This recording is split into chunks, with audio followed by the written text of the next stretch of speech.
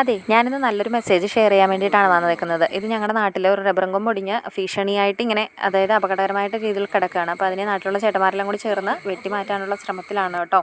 പിന്നെ നേതൃത്വം വഹിക്കാൻ ഞാനും കലയമ്മയും ഇപ്പുറത്തുണ്ടേ. പിന്നെ അത് അവർ ഏറുകയറൊക്കെ ഇട്ട് പിടിച്ച് അതിനെ വലിച്ച് താഴെ ഇടാനുള്ള ശ്രമത്തിലാണ് കേട്ടോ. അതിനെ വലിച്ചവർ താഴെ ഇടുകയാണ്. നമ്മുടെ കൊമ്പ് താഴെ വീണിരിക്കുകയാണ്.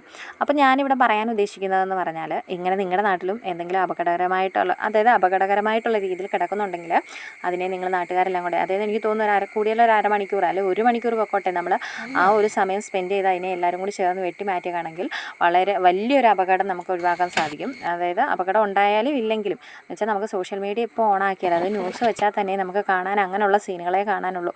അത് കാണുമ്പോൾ നമ്മുടെ ഹൃദയം പിടയില്ലേ, അതായത് ഇങ്ങനെ ബൈക്കിന് വരുന്നു, മരം വീഴുന്നു. അപ്പോൾ അങ്ങനെ ഒരു അവസ്ഥ എന്തിനാണ് നമ്മൾ ചെയ്യുന്നത്? അതുകൊണ്ട് എല്ലാവരും കൂടി ചേർന്ന് സഹകരിക്കണം കേട്ടോ. പിന്നെ കിട്ടിയ ടൈമല്ലേ, അപ്പം ഞാൻ കുറച്ച് വിറകൊക്കെ പിറക്കി നമ്മുടെ പറമ്പിലേക്ക് ഇട്ടു. പിന്നെ അപ്പോഴത്തേക്ക് ചേട്ടന്മാർ ഇതെല്ലാം വെട്ടി മാറ്റിയിട്ടുണ്ട്. ഇങ്ങനെയാണ് അവസ്ഥ കേട്ടോ. അപ്പോൾ എല്ലാവരും ഇത് ചെയ്യണം എന്നാണ് പറയുന്നത്.